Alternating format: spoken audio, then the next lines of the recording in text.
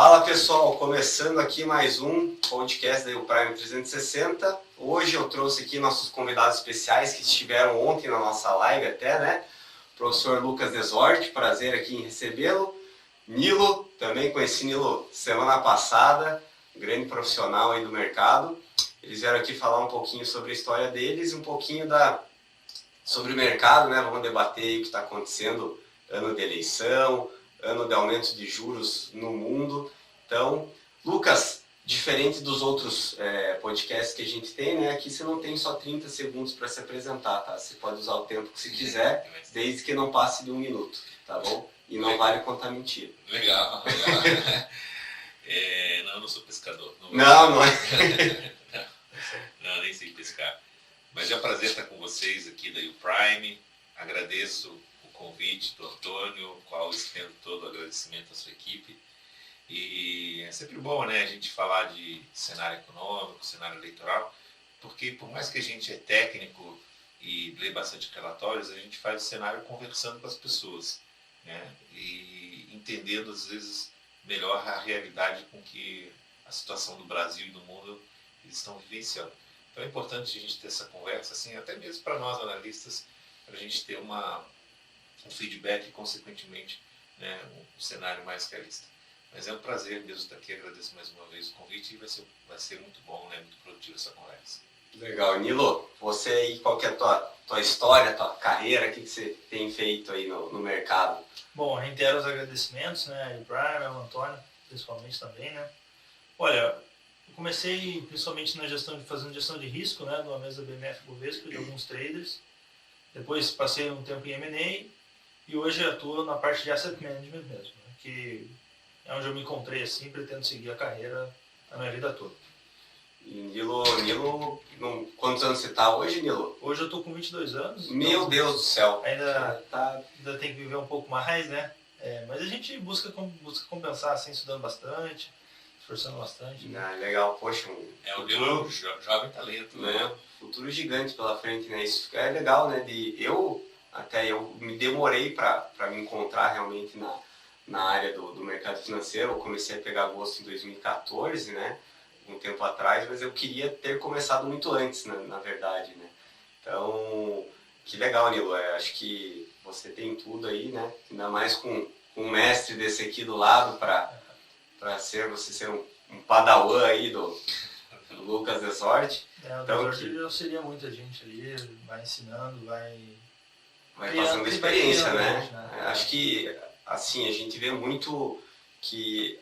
A gente também vê muitos jovens que têm muito conteúdo, sabem muito, mas querendo ou não, a experiência, a vivência, ela pesa muito no mercado financeiro, né?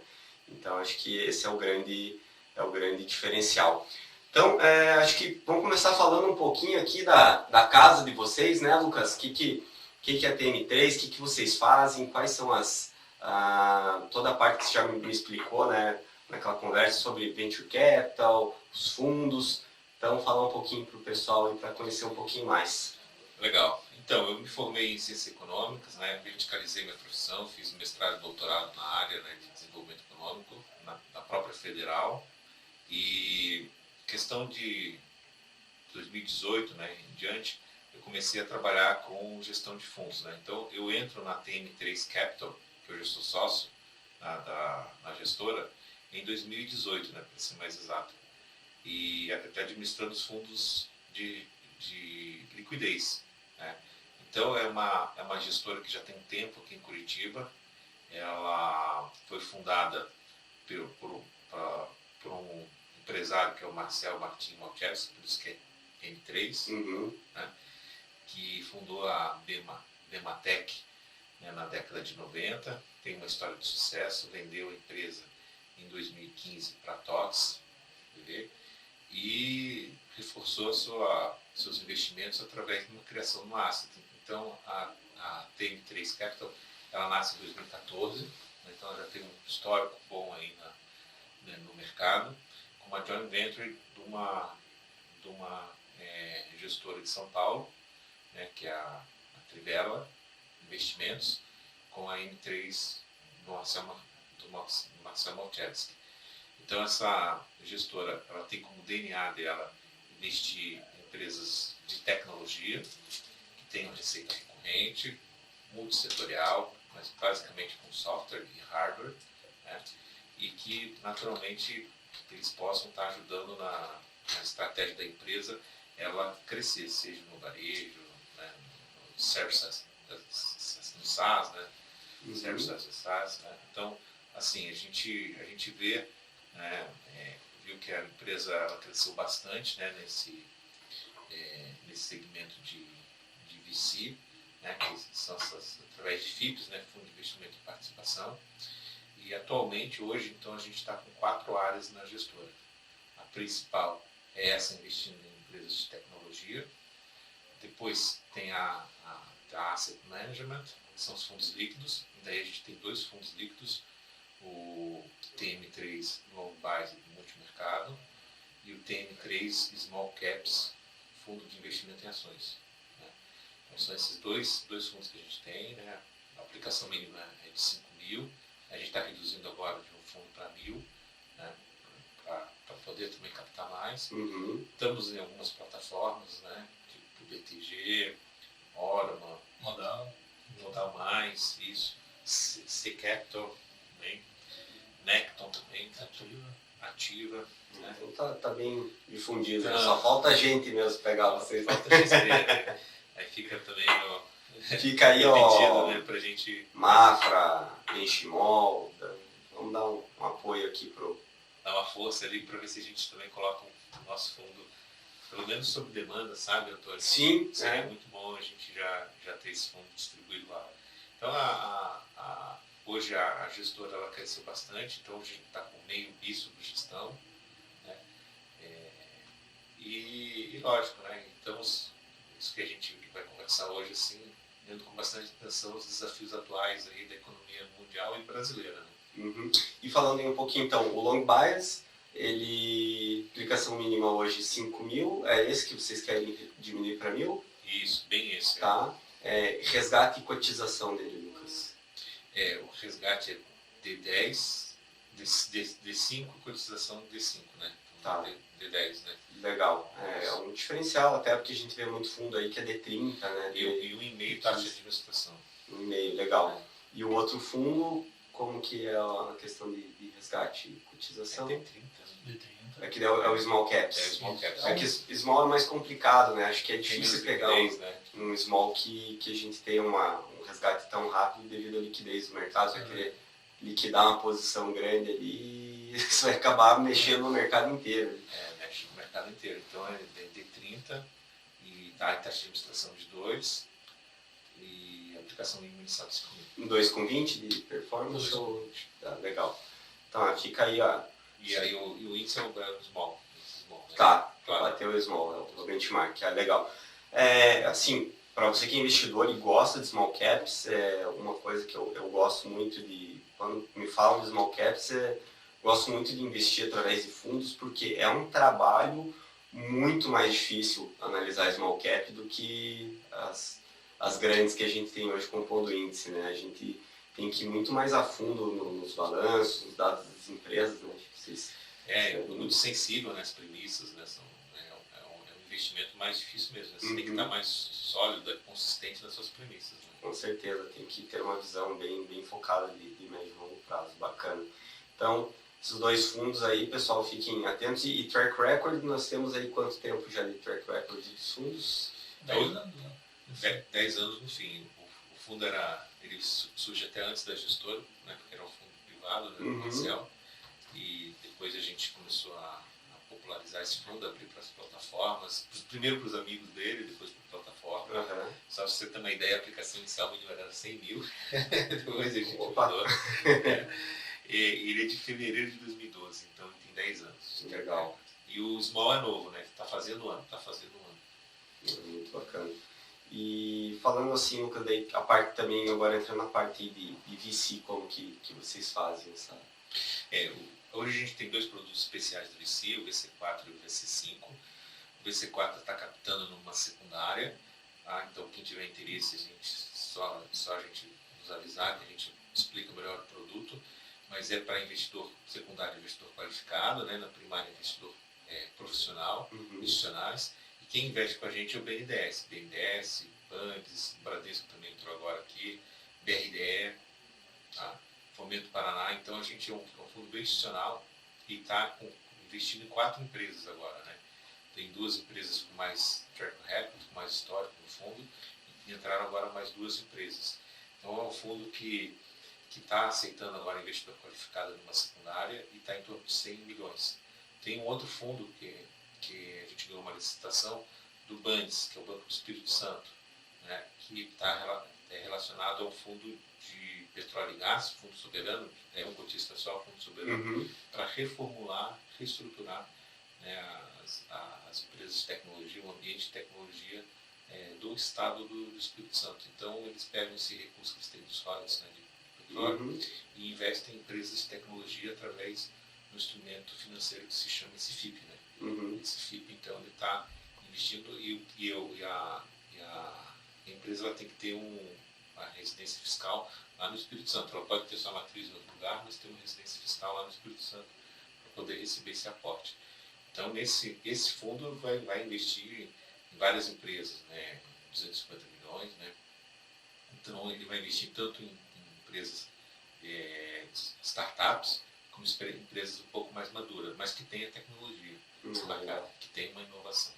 Legal. Até é bom deixar claro, né, Lucas, às vezes parte do nosso público aqui não vai saber o que é VC, o que é uma missão primária, o que é investidor qualificado. Se puder explicar isso para o pessoal, até o Nilo pode falar para a gente. Bom, o Venture Capital acaba sendo, principalmente, vamos dizer assim, né, seria denominado um capital de risco, né, mas a gente acaba não vendo dessa forma, né.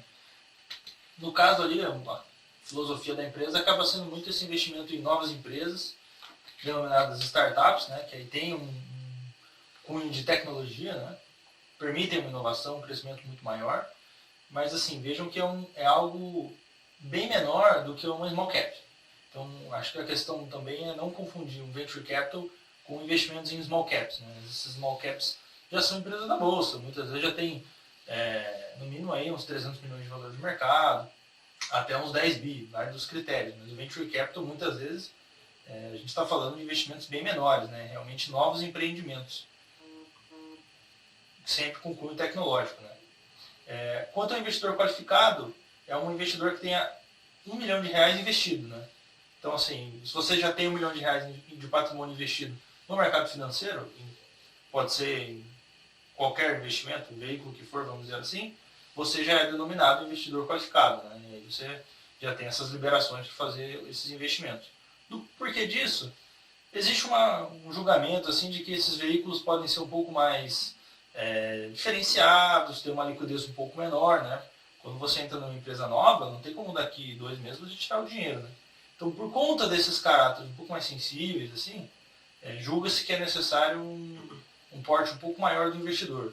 Mas a gente entende que com o tempo isso vai ser desconstruído e esse mercado vai também se tornar um pouco mais viável, né, para todos. Até porque é uma coisa assim mais de, a gente fala até a suitability, né, do investidor, que ele, o qualificado quer dizer que ele já, entre aspas, entende mais do mercado, que ele já tem mais capital, mas às vezes você pode pegar um cara que recebeu uma bolada e não sabe nada de mercado, né?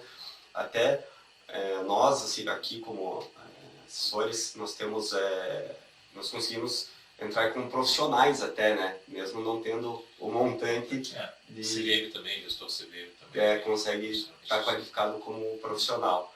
Então, só que daí o problema é que, normalmente, os fundos que têm aplicações para profissional, muitas vezes o aporte mínimo é 50, 100, 200 mil reais, então já vai subindo e normalmente a liquidez são fundos às vezes para 5, 10 anos, né? Isso é importante, você tocou, né? Então é um investimento de realmente longo prazo, a gente chama de fundos ilíquidos, né? Ele não tem marcação ao mercado, né? Então você não vê a cota flutuar que a gente vê no mercado acionário, mas tem a questão da liquidez, né? Você está aplicando hoje, é um fundo para 6, 7 anos, né? Que tem uma maturação, né, do investimento, depois tem o exit, né, a saída das empresas, e consequentemente, né, a remuneração é muito de longo prazo, né? Não dá para pensar em 2, 3 anos, né? Pelo menos de 6 a 7 anos aí de investimento, maturação e saída. Então, fazendo assim um roteirinho básico para quem está escutando a gente, seria basicamente um venture capital. A primeira entrada seria, digamos, um investidor profissional, vai comprar as cotas e dele poderia sair no meio vendendo num secundário para um qualificado. Eu estou certo? Isso mesmo, qualificado. Mas assim, normalmente, né, o investidor primário ele fica bastante tempo, né, também, né? A ideia dele naturalmente, assim, vivenciar todo o ciclo, né, toda a experiência, né, de investimento, que são de 6 a 7 anos mesmo. Mas ele vende secundário, a gente tem a secundária para trazer um cheque um pouco menor, né, também. Né? Sim, as rodadas um pouco menores. Que a gente chama. E vocês têm aí alguns cases bacanas que vocês podem citar? Ou, por exemplo? Eu vou dar um caso de uma empresa de tecnologia, a MCOM, né? Foi um investimento importante, né? Que ela atua bastante, né, no agro e em outros setores, assim, e ela cresceu bastante, né? Ela veio com uma receita aí, ela vem uma receita em expansão e é uma empresa com bastante capacidade de upside, né? A Infoprice, né, uma empresa também de consulta, né, de informações de preço e, consequentemente, precificação de preço, também está crescendo, né, tem os seus desafios internos, né, mas a equipe ajuda bastante na estratégia, né, também é um case bastante de sucesso também. Uma das diferenças assim também que o VC da TM3 atuou muito foi que eles sempre foram muito criteriosos na seleção das empresas, né? Então, nesse momento, vocês devem ter visto muita notícia assim, de demissão em massa de algumas startups, né, tanto nos Estados Unidos como no Brasil, mas acho que até mais forte nos Estados Unidos. Só que as empresas investidas pelo VC da TM3 não sofreram nem perto dessa magnitude. Muito por conta um fator que o Eduardo citou no começo, que é essa busca por alguma geração de caixa, alguma resiliência maior, para não se tornar um negócio de que assim, você investe quando o mercado está subindo, aí você todo mundo está pagando caro nessas empresas e você acaba tendo que surfar essa onda, né? O VC da TM3 tenta sair um pouco disso, né? Que aí você teoricamente aumenta ainda mais a sua descorrelação com outros investimentos. Né? Tentar pegar a contramão do mercado mesmo, né? Não surfar e surfar, mas de uma maneira mais estável, né? Sim. Assim. Até a gente viu, tem muitos exemplos aí, até o próprio SoftBank, né, fez algumas rodadas aí que não foram muito boas, né? O próprio exemplo aí, quem quiser assistir, não sei se já assistiu os documentários aí da WeWork, também é um grande exemplo, acho que aconteceu. E como a gente está numa rodada agora de investimentos de empresas, assim, a gente está começando a pagar barato nessas empresas, um pouco mais barato, né? Acho que quem investiu há 1 ano e meio atrás, 2 anos, pagou muito caro, né? Para entrar, né, no equity, né? Dessas empresas mais de tecnologia, né? E é o sentimento, né, do investidor. A gente vê muito isso aqui. A gente, sei lá, 4 semanas atrás que a bolsa estava ali beliscando 102, 104, a gente estava chamando os clientes para entrar em ativos aí de bolsa e ninguém queria, né? É o fim do mundo e tal. Agora que veio nessa subida aí que acho que até espantou um pouco quão rápido foi, né? O Lucas voltou ali por 114, 116. Aí o pessoal aparece, aí todo mundo quer, agora eu quero bolsa, quero bolsa, quero bolsa. Então é um movimento que a gente tem que tomar muito cuidado, né, na hora de entrar. Eu sei que é difícil pegar a faca caindo, né? Até o professor não falava para não ter de segurar piano, né? Que é difícil, mas tendo um caixa para você saber fazer a hora das compras, acho que no longo prazo sempre vai ter um retorno. Então, não sei se essa visão também para vocês nos fundos ali no small caps e no long balance também.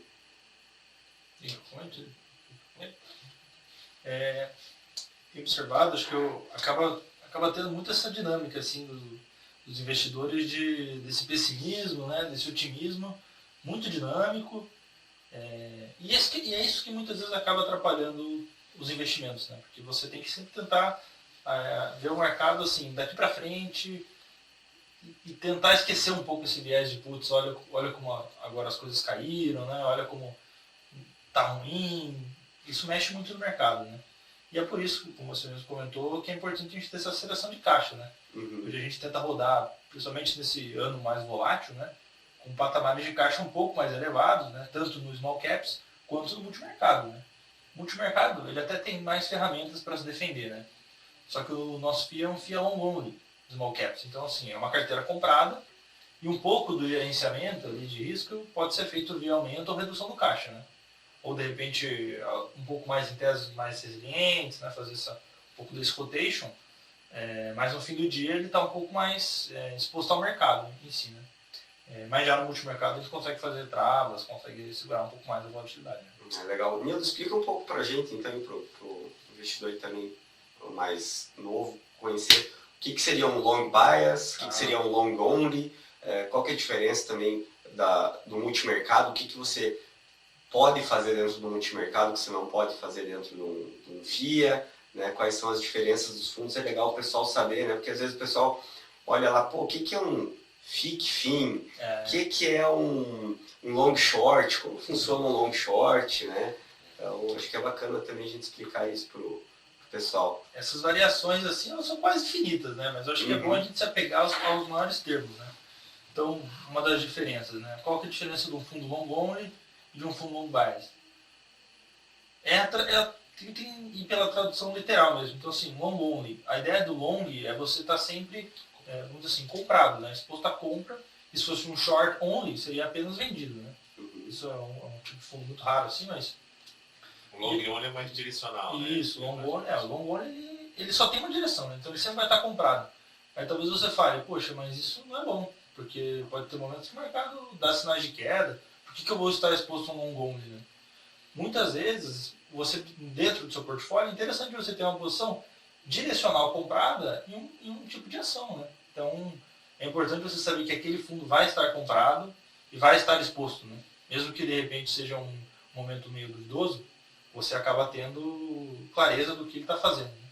Já um fundo long bias, ele vai sempre estar mais comprado, entretanto, ele tem uma opcionalidade, muitas vezes tem que atuar dessa forma, em que ele também tem uma posição vendida, que ele pode aumentar ou diminuir, mas teoricamente ele sempre vai estar mais comprado que vendido, né? Como se você fosse fazer um long only, só que um pouco menos de volatilidade, um pouco mais de controle, e que é a estratégia hoje do multimercado. Né?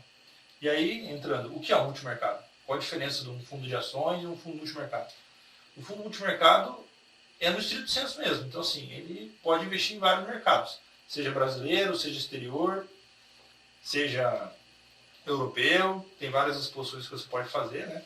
Aí tem algumas peculiaridades, o multimercado pode investir mais no exterior que o outro, né? Mas acho que esse nível de detalhamento vale a pena não convém. E um fundo de ações, no caso do Brasil, né? Que vocês vão ver aí que é a denominação FIA, né? Fundo de investimento em ações, ele só vai estar comprado em ações da B3, né? Vamos dizer assim, que é a única bolsa hoje. Não, legal saber isso. Até eu gosto muito do long only, né? Porque a gente vê até alguns dados que eu vi esses tempos que se você perder, você fica nessa de entrar e sair do mercado, entrar e sair do mercado. Se você perder os 10 melhores dias da bolsa do ano, a rentabilidade já cai pela metade, pelo menos. Então, para o investidor de longuíssimo prazo, o long only é excelente, né? Então, ainda mais se tiver lá um gestor que saiba sair de algumas posições e entrar em outras, né? No momento certo, você vai conseguir, às vezes, gerar um alfa ali em cima do benchmark, né? Então, acho que é uma estratégia bem legal, mas pode ser complementada com outras, né? Com long bias, por exemplo. Então, a ideia sempre é diversificação, né? Acho que é o que a gente tem para hoje. E, claro, né, no long only, né, a diversificação é fundamental, né? Trabalhar um pouquinho com caixa e saber fazer essas entradas, né? Mas você tocou um ponto muito interessante, né? Se você não está na bolsa nesses dias chaves, você perde rentabilidade. Né? Então a gente costuma dizer o seguinte, né? Tem que tem que, o investidor, ele tem que estar consciente de que vai ter volatilidade, né? Que às vezes cai, né? O fundo cai, as ações, né?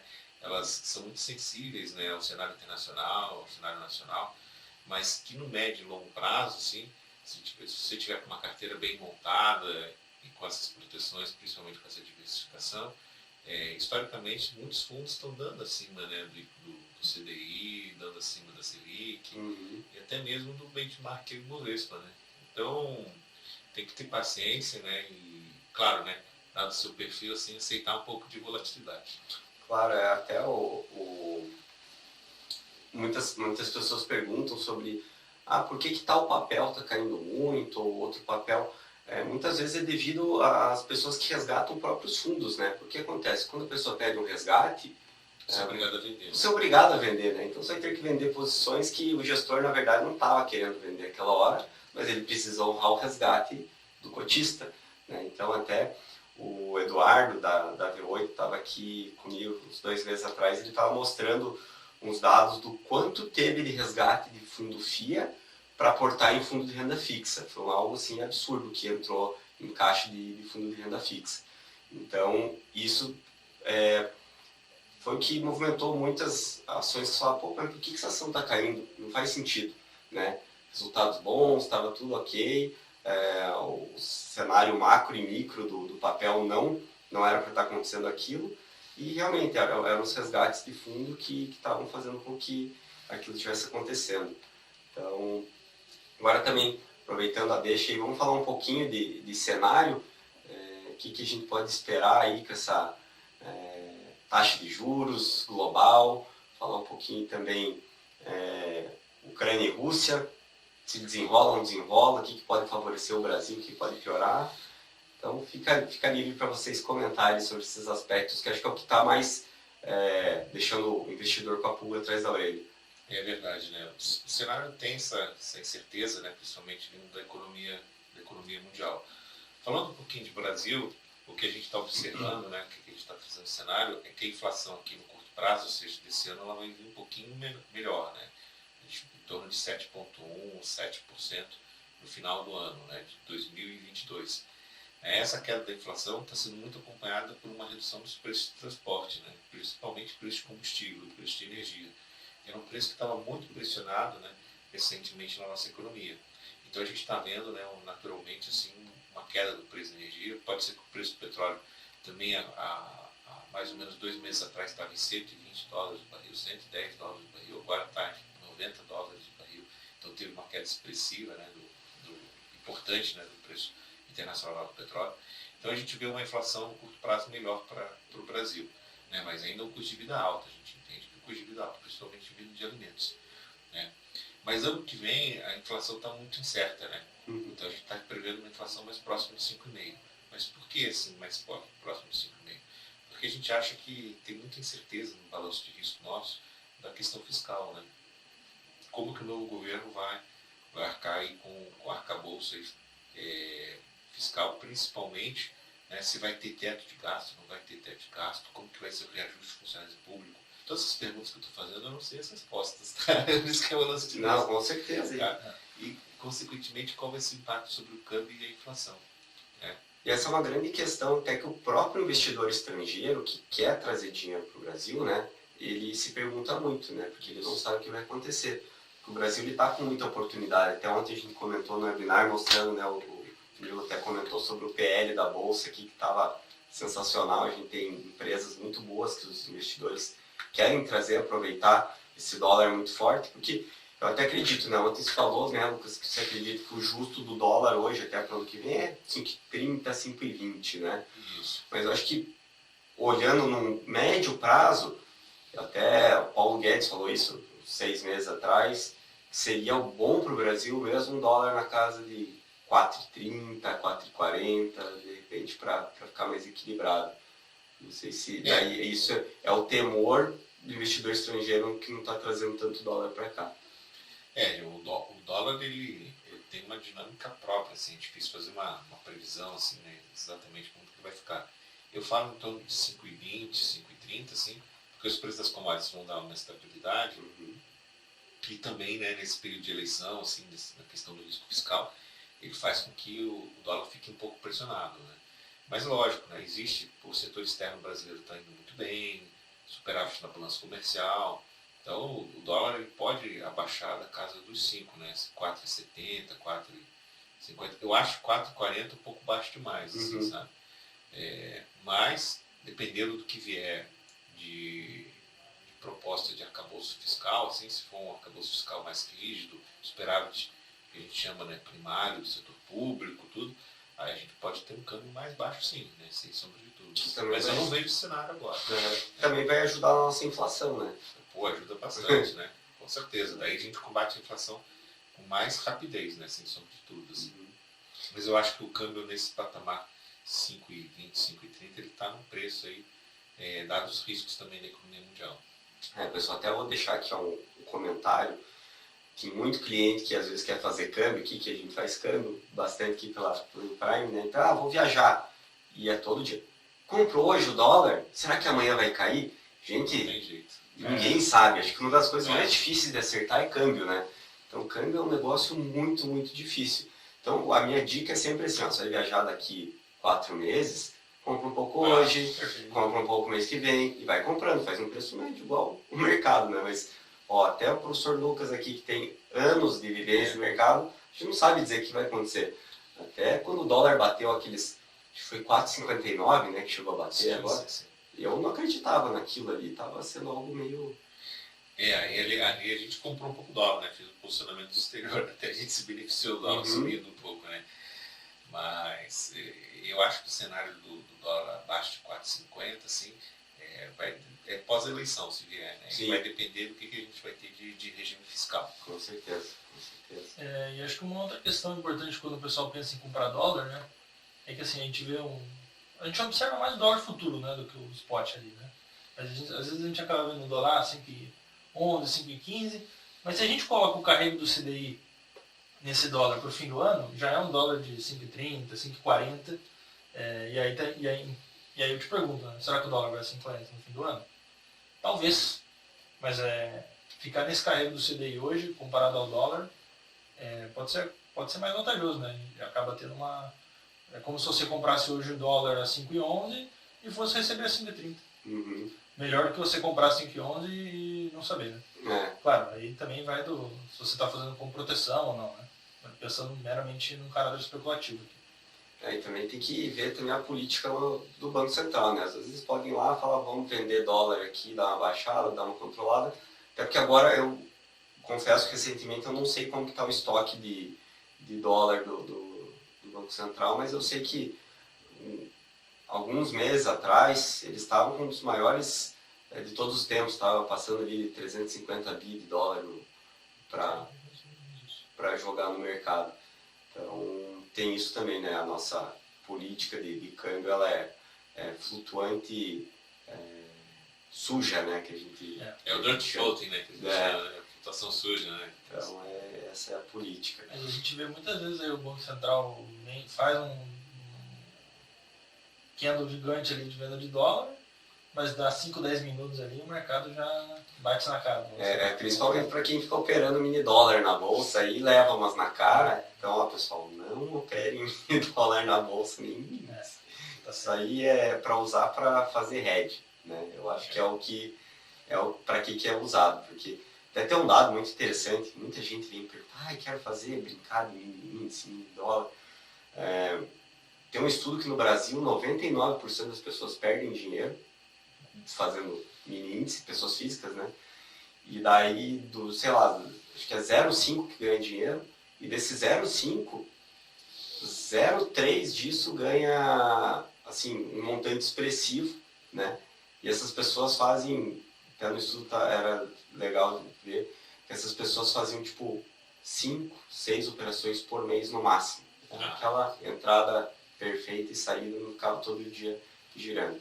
Então fica a dica aí, ao invés de você gastar seu dinheiro em mini índice, põe uma renda fixa, investe num long only com a TM3. Obrigado. E fica essa dica. E agora falar um pouquinho mais aí de macro, Nilo, o que você tem para acrescentar para a gente aí de macro que você está vendo interessante, oportunidade, às vezes alguma empresa também, um setor específico aqui no Brasil ou fora até, que vocês acham interessante, que vocês estão de olho? Olha, acho que já comentamos um pouco do Brasil, né? Estados Unidos tem muito para se falar de macro, sim. E foi até uma das coisas que motivou esse último rally do S&P, né? Ele chegou ali no fundo, agora já voltou bem para casa, para cima dos 4.000, né? E muito disso também foi em decorrência de que o mercado começou a, vamos dizer assim, trucar o Fed, né? Existiu muito aquela narrativa de, não aposta contra o Fed e tal, só que isso era sempre quando o Fed ia resgatar a bolsa, né? Agora em que o Fed está querendo bater na bolsa, vamos dizer assim, né? O mercado está sendo muito cético quanto a essa alta de juros americana, né? A gente viu que vários membros do Fed recentemente tiveram que ir a público falar que não, que vem juros a 3,75, juros a 4, para tentar fazer um pouco de preço no mercado, mas mesmo assim o mercado já está cortando muito mais essa precificação de juros. Assim, já imagino até que no meio do ano que vem esse aperto monetário se encerra, né? Na nossa visão, assim, isso não vai acontecer, né? Claro que é muito difícil falar sobre essas questões futuras, né? Mas fora isso também a gente acompanha ali a decisão da próxima política monetária do Copom, né? Do Copom não, do Fed. Do FONC. E a princípio seria um 0,75, né? Que ele deixou claro na última reunião. Só que agora a gente está começando a ver que, ontem mesmo, se eu não me engano, já estava em 50% de chance de ser 75 e 50% de chance de ser meio. Ou seja, o mercado já está chamando muito forte assim, o Fed, né? Mas a gente entende que ainda vai ter muita coisa para desenrolar nos Estados Unidos, um emprego muito pressionado, né? A taxa de participação baixa, as classes acima de 55 anos, desde do Covid, ainda não retornaram, em grande medida, para participação, né? Isso pressiona muito ali o desemprego, que está em 3,5 hoje lá, né? Estava em 3,6, caiu para 3,5. Ainda tem algumas divergências ali, né? Mas um outro ponto assim, que também está pressionando muito é que tem uma história de que o Fed vai parar de subir juros se o desemprego começar a subir, né? Mas eu acho que antes de olhar o desemprego, a gente também tem que olhar o crédito. Porque essa, no fim do dia, é uma preocupação de um banco central, né? Se vai ter crédito para a economia. O Desord pode dizer isso bem melhor que eu. Só que se a gente olhar os spreads entre os, vamos dizer assim, os títulos arriscados, né? E os títulos investment grade, hoje, a diferença entre esses dois spreads, né? O que seria isso, né, pessoal? Vamos dizer assim, um título bem arriscado e um título mais seguro. Quanto mais próximo os juros deles estão, quer dizer o quê? Que você tem menos risco econômico, né? Que você está dizendo que vai ter crescimento econômico, que ajuda muito essas empresas de maior risco, né? Só que esses spreads hoje, eles estão tão próximos, vamos dizer assim, que eles estão projetando um forte crescimento econômico. Se fosse para dar um dado aqui, eles estão no 10º percentil da distribuição, ou seja, eles estão, vamos dizer assim, mais pressionados do que 90% das vezes, né? Se fosse para dizer de uma forma mais grosseira. Mas eu acho que ninguém concorda que o cenário econômico está atendendo isso, né? A nossa análise do cenário mundial é que ele venha se desacelerar um pouco, né? Então, por exemplo, assim, Estados Unidos e zona do euro, e Inglaterra junto também, eles estão com um problema muito sério, que é o processo inflacionário. Lembrando que o Brasil já começou a subir os juros bem antes, né? Então a gente está numa situação até mais confortável. Quando a gente vê aqui a inflação do Brasil caindo um pouco, a inflação desses países elas estão pressionadas, né? Então sai dado o preço consumidor na Inglaterra muito forte, saiu dado o índice de preço ao produtor hoje, né? Na Alemanha também muito forte, mais 30% comparado ano por ano. Então isso vai fazer com que, né, naturalmente as taxas de juros venham subir. Qual que é a nossa projeção que a gente vê lá no FED, né? O que a gente espera, né, de juros para mais ou menos no final desse ano? Entre 3,5 e 4, né? Pode subir 0,75, pode subir, né, 0,75 nessa reunião, mas a gente espera que essa taxa de juros sobe. Isso também, sabe, Antônio, a gente estava falando sobre o dólar, dificulta o dólar aí para 4,50, né? Porque os juros mundiais estão subindo, né? Porque fica mais atrativo, né, o investimento nas bonds de 30 anos, né, que são os safe havens, né, praticamente. Não sei se vai continuar sendo ainda, né? Muita coisa tem mudado, muitos paradigmas, né? Até ontem eu comentei sobre a correlação da Tesouro de 10 anos com o ouro, e é uma correlação que até tem diminuído ultimamente, né, essa correlação inversa de quando sobe a Treasury de 10 anos, o ouro acaba caindo, né, porque o ouro ele não paga yield, né, ele não tem carrego, digamos. Então, é uma correlação que até tem mudado ultimamente, ela não está tão fidedigna assim. Então, tem muita coisa que acho que tudo depois de 2008 mudou algumas visões, né, depois do quantitative easing tão forte, o mercado parece que tudo pode, né? Então, não sei se vocês concordam com essa visão aí de que o Fed, ele é, digamos, o master hoje, ele faz o que quer ali, jogando dinheiro na economia. Só que daí, claro, uma hora virou uma bola de neve e não dá mais para controlar. E agora ele está enxugando, né? Agora ele está no momento contrário, né? Ele viu que a inflação subiu muito forte, né? E agora ele está restringindo, né, naturalmente, porque essa liquidez mundial, né? Então, Europa e Estados Unidos tendem a desacelerar, mas não é recessão, né? A gente não tem como cenário de referência uma recessão profunda, né?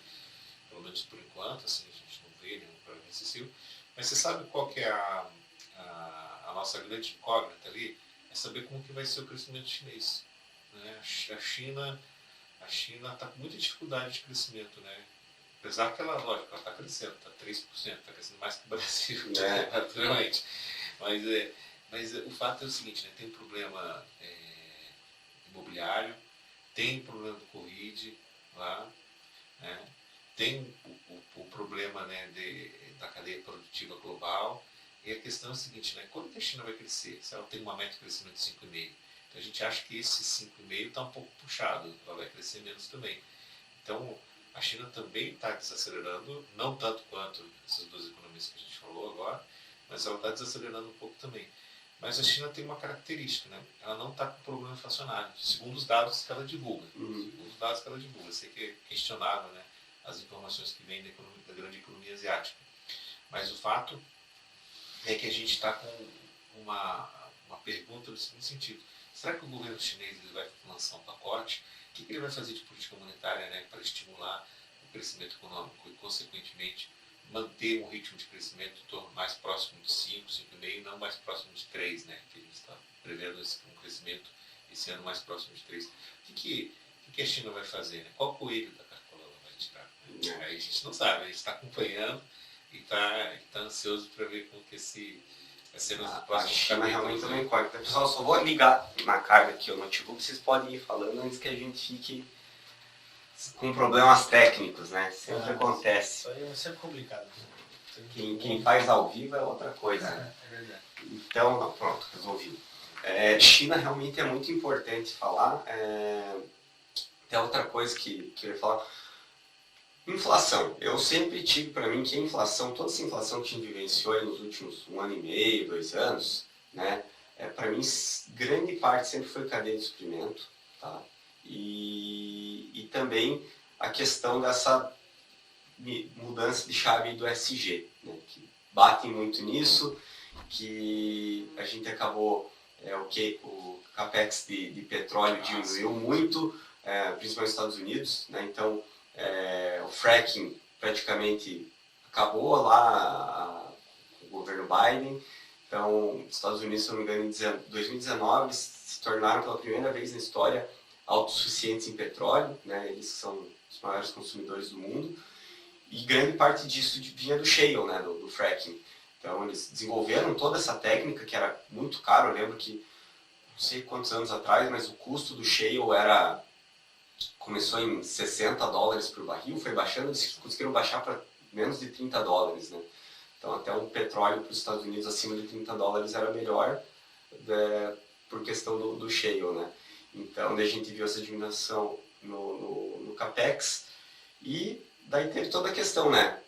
Tem também muita gente que coloca ali uma culpa na Merkel, quando começou a acabar com as usinas nucleares, lá na Alemanha por questões mais políticas, né, agradar o povo, e hoje eles estão sofrendo, né, com a questão energética lá. E daí o que acontece? Tem que começar a queimar carvão que eles têm que comprar da Rússia. Isso, diesel, né, o diesel tá... Diesel. Daí tem toda a questão, né, o pessoal deve ter acompanhado gasodutos, né, do Nord Stream 2, que foi desligado. Então, isso também acho que foi uma das maiores contas da inflação, foi a energia, né? A energia move tudo. Então, acho que o que vocês pensam também, se isso impactou realmente de tal forma a nossa inflação? Não só nossa, né? Mundial. Você sabe que o combate ao processo inflacionário que o Brasil está enfrentando é um processo complexo, né? De todos esses fatores que você comentou. Então, a gente tem um problema no canal de produção, um problema de oferta, de capacidade de produção de oferta e de demanda também, que é a reabertura da economia. Né? Uhum. Essa reabertura da economia, principalmente a inflação de serviços, ela está rodando em torno de 8,5%, 9% ao ano. Então é uma inflação forte também. Tem uma pressão de demanda, né, das pessoas voltando a viajar, das pessoas voltando, né, a sair para jantar, para almoçar fora, indo em shopping. Né? Você vê vários lugares, feiras assim, com bastante movimento. Toda essa inflação de serviço, cabeleireiro, tudo, né? Toda essa inflação ficou muito parada, né, na época do Covid, mais sério, né, consequentemente das restrições das mobilidades sociais. Então, essas atividades voltaram forte com a inflação, né, que é a demanda, né, a retomada da demanda, né, naturalmente. É por isso que essa é uma inflação meio chata. E qual que é a consequência que a gente vê isso para a nossa economia? Nós vamos ter que conviver com juros um pouco mais altos por um longo período de tempo, pelo menos mais uns 12 meses a gente espera, né? Então a gente não espera essa taxa de juros Selic cair, hoje o patamar de 13,75, né, quem sabe chegando a 14, né, mas nesse nível, né, pode ser que o Banco Central faça mais um ajuste, mas a gente não vê esses juros cair, né, antes do primeiro semestre de 2023. Naturalmente a gente vai ter que conviver com juros um pouco altos, que é bom para a renda fixa.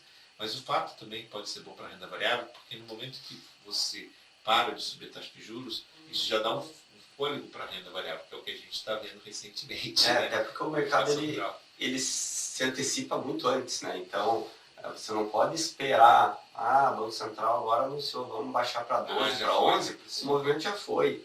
Então, essa é a hora da gente pegar, principalmente as empresas, né, que vocês gostam muito aí de tech, que tem um fluxo de caixa descontado muito forte, né, no futuro. Então, são empresas que a gente vai ver que vão se favorecer bastante, né? Acho que também, falando nesse assunto, né, a gente está chegando aí nos finalmente, aí 47 minutos já de conversa, que poderia se estender até umas 3 horas. A gente vai convidar outras vezes, o Nilo e o Lucas vão voltar aqui para a gente falar sobre outros assuntos.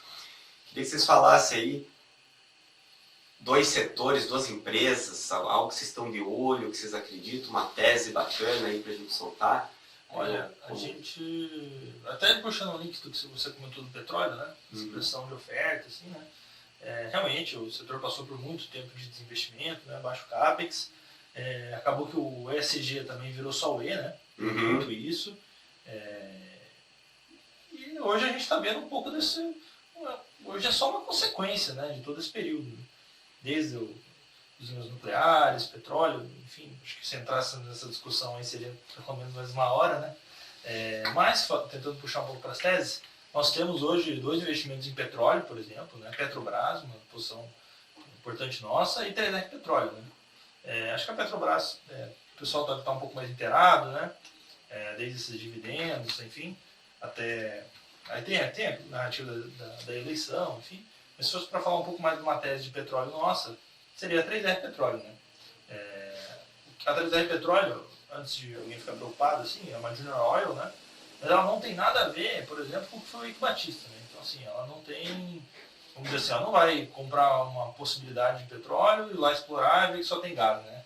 No caso, não, ela compra poços já descontinuados, fase de descontinuação da Petrobras, reaproveita esses poços, aumenta muito a produção e foi captando, via IPO, via emissão de dívida, assim, foi captando para comprar esses poços, né? Ela atua majoritariamente em onshore ou águas rasas, né?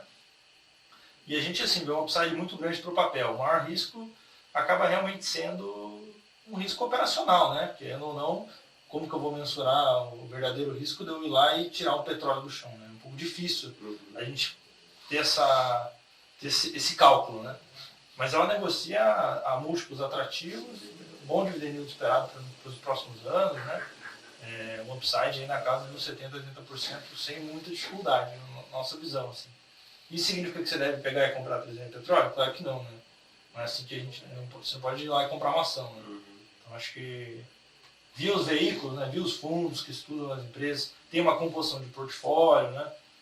Aí a 3R ali, se der um problema no petróleo, vamos dizer assim, que eu acho difícil hoje, né? Muito pressionada, a oferta está muito pressionada, a gente tem outras teses ali que tendem a performar melhor com a queda do petróleo, né? Por exemplo. E se fosse para comentar, eu diria assim, de mais uma tese, né? Do fundo, assim, a gente gosta também de lojas Renner, né? O mercado muitas vezes acaba comentando de Soma, por exemplo, Arezzo, né? Na questão da tese alta renda. São teses que a gente tem, ou já teve também no portfólio, né? Mas acho que aí uma questão da Renner, assim, é que ela sempre foi líder de mercado, vanguardista em muitas das inovações, né? E o setor de vestuário foi o setor que apresentou mais quebras de empresa no mundo, né? Durante a pandemia, né? Fora isso, o Brasil também tem um mercado de vestuário ainda mais fragmentado, né? Então, assim, nesses momentos, os líderes de mercado têm muita facilidade para ganhar market share, né? E a Renner hoje tem muito caixa, frente às concorrentes ali, se fosse para falar Guararapes, C&A e Marisa, né? Tem uma das melhores estruturas digitais, centro de distribuição, tem um pouco de omnichannel, né? Vamos dizer assim, seria uma própria integração dos consumidores da Renner, né? Com rede social, digital, vai buscar na loja, compra mais um produto, né? Isso dá margens um pouco melhores para a empresa. Então, assim, vejam que assim, não são teses extremamente agressivas, né? Talvez a 3R seja um pouco mais de agressividade, né? Por conta do risco operacional. Isso não significa que C&A não tem upside, né? Que o Guararapes não tem upside, claro que não.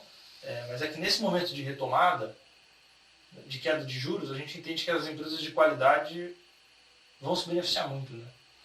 Essa tese do vestuário é muito interessante, né? Porque a gente com essa reabertura econômica, entre aspas, fim de pandemia, né? Queda de juros. A gente já não precisa mais ficar só comprando pijama para ficar em casa, né? Porque era só o dia inteiro de pijama, fazia uma meet, colocava só a parte de cima aqui, uma gravatinha. Então o pessoal vai aquecer mais o mercado. E 3R também é uma tese que eu gosto bastante, essa questão do onshore, que a gente acaba tendo um risco menor também, né?